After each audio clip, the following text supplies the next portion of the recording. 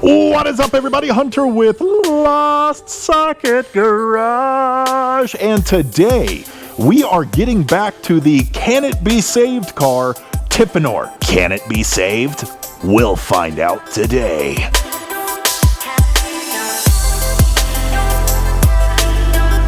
Last we left the Can It Be Saved car, Tiffeanor, we did a rundown of it and it looked really, really rough. Long story short, we're saving the car. We're just turning it into a fastback, right?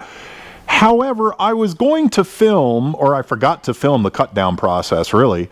And I was like, Derry, we didn't film the cut down. And then he's like, yeah, because it all just kind of fell apart. And cut down only took like 40 minutes. But it is savable, so let's take a look at what we've done. Ow! Tiffeanor! Look at this! Look at this! Look at this! Look at this! Look at this! It's starting to look like, look at this! It's starting to look like a car. Look at this. This has not been easy to get here.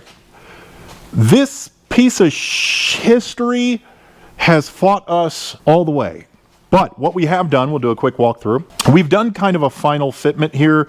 Darius started welding in the side assemblies, so in a couple minutes or in a minute or whatever, we'll cut to Derry welding in this side, and then we'll actually assemble the whole thing in front of your eyes. But so far what we've done, we've had to do full drop downs. Now if you remember from the first video, it has these homemade HVAC duct ass wheel tub things. So this was actually a real challenge for us because these are homemade and they were just kind of redneck engineered together. Thank you for your little nod of approval there. They're different heights and widths from side to side, and it's just honestly a shit show. But the catch is we can't put new mini tubs in because then there would be a massive gap and it wouldn't fit with the suspension setup. So we had to kind of work around that.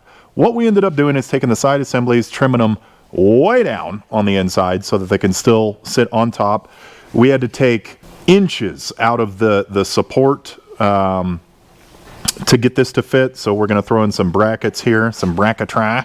You will respect my authority. To mount this all up, we've done full drop downs, which again had to be edited quite a bit. A lot of it cut out, but these are new drop downs. We have a new rear trunk support in here. We're doing a new Shelby tail panel on it. So really the rest of this, actually once we cut it down, the first couple of fitments were really, really close. So I don't know if Derry is just getting better at his job, or were you praying to someone that day? Maybe you're the one getting better?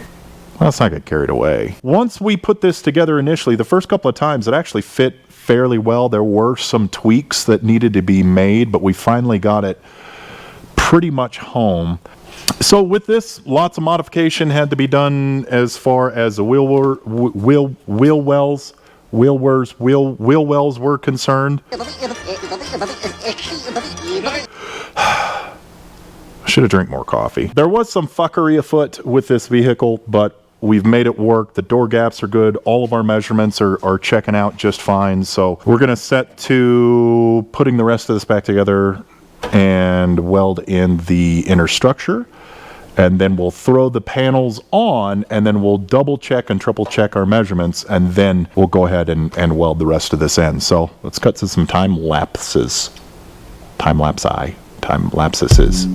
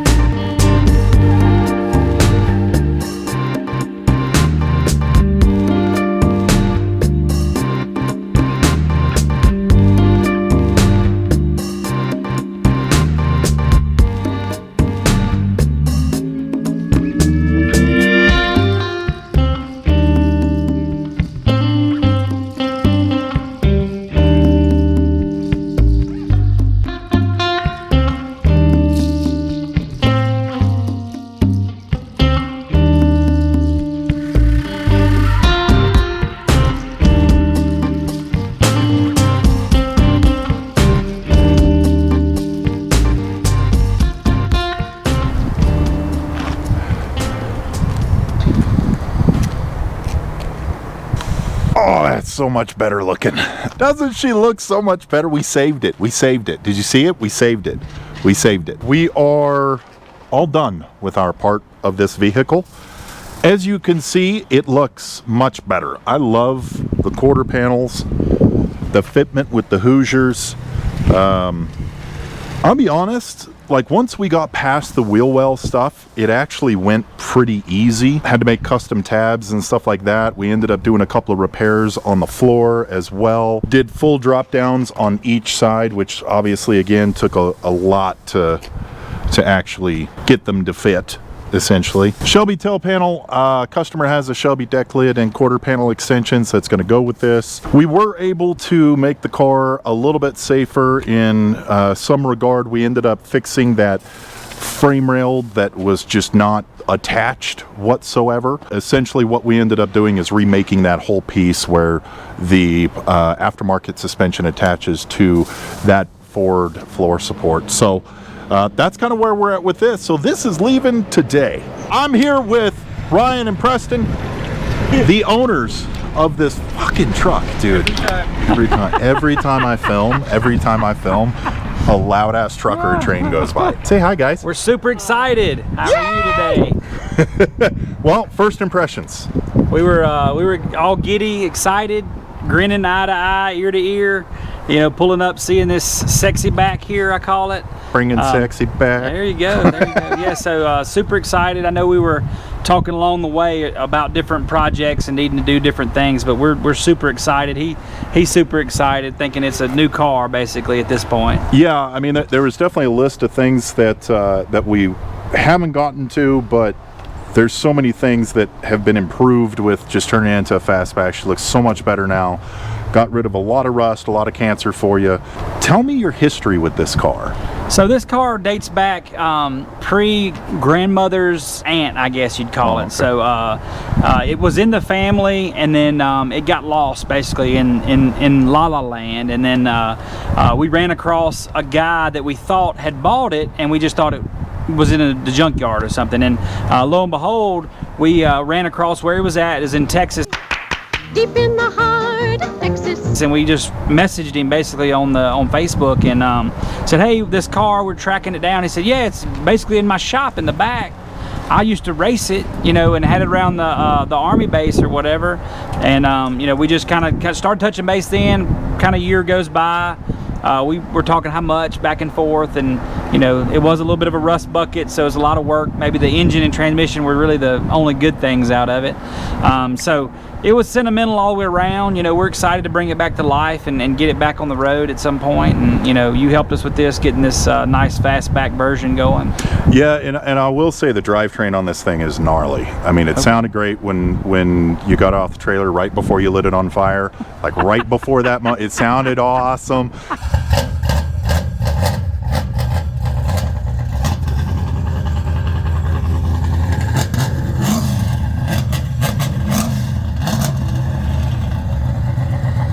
Suspension's great. Yeah, I mean, the biggest thing was just a little bit of metal work here and there. Tell me about your thought process with the coupe to fastback conversion, because it wasn't originally going to come to us, I believe. No, it wasn't. We had a toss-up. My father-in-law, he's a machinist, millwright, been doing it for his whole life. But you know, when it comes to cars, we were scratching our head a little bit on, do we want to tackle this on our own? You know, we watched a lot of your videos, a lot of other videos about, you know, the cumbersome parts and, you know, making sure measures were right and all that. And we just kind of, we were going to take on the adventure, watching a few different videos, and I had a guy kind of helper that did body work, and he was going to come by and help us, you know, put everything together basically. We pulled all the reciprocating saws out, be ready to go, and then we were like, do we really want to? I mean, we were really fixing to cut, like we were about to cut, and we backed off and said, I need to look at YouTube a little more, and you know, we talked in the meantime of all that. Long story short, I kept watching videos, and I really liked all your style and how you do things, how you taught us all how to do it, and you're not scared of giving us a little lessons and best practices. And I just felt like, why not come to the teacher, right, that taught us all this stuff? And so that's kind of where I chose. You know, we talked, I had to gain a little trust, you know, through the process and make sure, you know, because it's our baby, and just want to make sure it made sense. where we went. I know you're a long way from Houston, Texas, Deep in the heart of Texas. but we sucked it up, made it work, and decided to come on out here. And back to the fire story, I have a funny one. That's not the first fire, though. Okay. So the first fire was actually with you. You want to explain that a little bit? So I was going to start the engine, just put the new carburetor on. I started a little starter fluid in, and I started it, and it started finally, and I'm like, yes, and I'm pushing the gas, and he nonchalant, he's behind the hood here, he just sticks his head out, that it's kind of on fire. I'm like, are you kidding me? It was nonchalant, like, is it supposed to be on fire? No, it's not supposed to be on fire. Yeah. So we're looking for a fire internal extinguisher. combustion, not external combustion. Yes, he That's was laughing, kind of like making a joke of it. I was scared, about to cry, and then but we worked through it all. So that's the backstory. We've had some fun adventures. He helped me get it running for the first time. Since it's been sitting up for probably 8 years. So it's got a long history, and we're excited to keep it going forward, if you will. That's awesome. Well, I'm excited. Are you going to keep it blue? No, we're gonna go with red. Going with red, and you are going with an Eleanor kit. I'm going mostly Yep. Eleanor kit. Yep. It will be the Shelby GT500 Ultimate look. But, Sure. the front will be that. We may not do the flares. We hadn't decided, but maybe with these tires it makes sense. So a few things we won't do, but we are kind of going to do that style, if you will. Well, that's awesome. We're going to let you get it on the road because you have how many hours ahead of you? It's about 23. 23 hours total. 23. We're going to break it up in 2 days, but 23 to get deep in the heart of Texas. Preston, what about you? How about your YouTube What's your experience? YouTube channel, man? Well, tell them. Mine's just a bunch of funny videos that are posted on YouTube and TikTok. And you What- do some other stuff, right? What's the channel? What's the channel? Iron Man Shrek. Iron Man's truck? Iron Man Shrek. Iron Man Shrek. Yes, Dope. sir. All right. Yes, sir. That's All going to be right. tagged below. All good. Well, thank you so much again. We appreciate you guys. Thank y'all for your honesty, for your work. It looks great. Going in and kind of doing a whole work through and telling me where some spots we need to focus on. That's helpful. You want me to be safe. I really appreciate that. I want to be safe, especially with in the car. You want to make sure it's somewhat safe. We don't be sitting on the pavement somewhere. But No we kidding, man. appreciate y'all. It looks great, and we're excited to bring it back and see where this goes. Yeah, this was an awesome build for us to do. Thanks for trusting us with your baby, and I look forward to some future updates from you guys. Sounds good. Sound good? I'll let you Yes, get sir. on the road. Thank you, sir. Gentlemen, all right, that does it for us today. Like, subscribe if you enjoy the content. It's the easiest, freest way to support the shop if you want to support us a little bit further. We have a community link down below, and you can buy shirts and stuff. lostsocketgarage.com. So until next time, do what you love. And don't be a dick. Never be tamed. Peace. Well, hey, I'm going to switch it around on you. Can I switch it around on you just a little bit? Switch it around. So I do teach some marketing classes at Cool. University of Houston Clear Lake, and it's always fun for the kids to understand, how marketing works. And Sure. So I told you how I found you, and it was a true marketing. You gained trust by talking on the videos and giving us lessons. How does that work for you? To say if you broke it down to percentages, is that really where your main business comes from? Is the YouTube channel? I tell you what, between Instagram and YouTube come all of our customers. Basically 100%. It is the only money that I use in a marketing budget is my time to film videos, etc.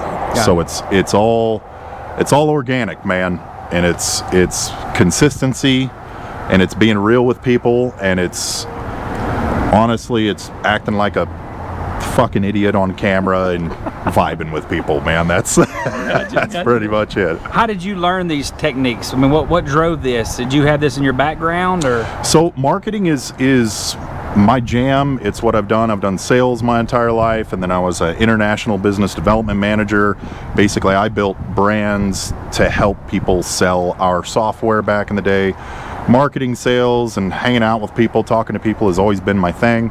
And then cars, I've always loved cars, and so they kind of met in the middle, and I was able to kind of do this tightrope thing between what I love and what I'm good at, you know? Gotcha. That's awesome. And do you still think that the foundational marketing techniques, the 4 Ps, sometimes they're 5 Ps now, 5 Es, excitement, all those good things, do you think that's still important for the kids to understand? Or I think it is. I think that the sales funnel itself, the marketing funnel, is always changing. I think that it changes primarily at the top of how you get people's attention, and their attention span is so short now. So you do have to come out of the gate with something to get people's attention. And I think that what is really getting people's attention is the non-fake shit. So for example, if you guys remember all of the Motor Trend channel, like all of those have gone away because people are losing interest in the high drama, like, oh my god, we have to get a tire, what are we gonna do, we have to meet this deadline that's in 30 minutes, and like, it's just being real and trying to make an actual connection and providing value to people. I think that that's how you get people into the top of your funnel. The rest of it is pretty much not changing. Okay. You know, that's good. And if you had one more, you know, I guess if you wanted to give them some ideas on if they wanted to take marketing to the next level, would you advise to go the marketing route, like in school, or just be in business, or what would be your takeaway from the marketing scheme? Would you go be a digital marketing? What would be your path forward, I guess? What would you suggest kids to do? well, I would say, first off, let your personality show. Like, find a marketer that kind of vibes with you. So for example, before I started Lost Socket Garage, I listened to Gary Vaynerchuk, a shit ton. He is a high intensity dude. He's no bullshit. He curses a lot. He says at any point in your life you can start over and you can start something new. And his marketing turned me on to a couple of his books and stuff like that. But it's providing free value up front. That was his whole thing. You provide free value up front and be yourself, and you will attract people to whatever your fucking model is. Got it. So I would say that currently having a self-brand is incredibly important, but it being an authentic self-brand. And 2, there's so many fucking tools right now, and they're changing so fast. Get into AI and get into social media, whatever you have to do, and be yourself on it. That's what I would say. Well, thank you. I really appreciate that feedback. It's helpful.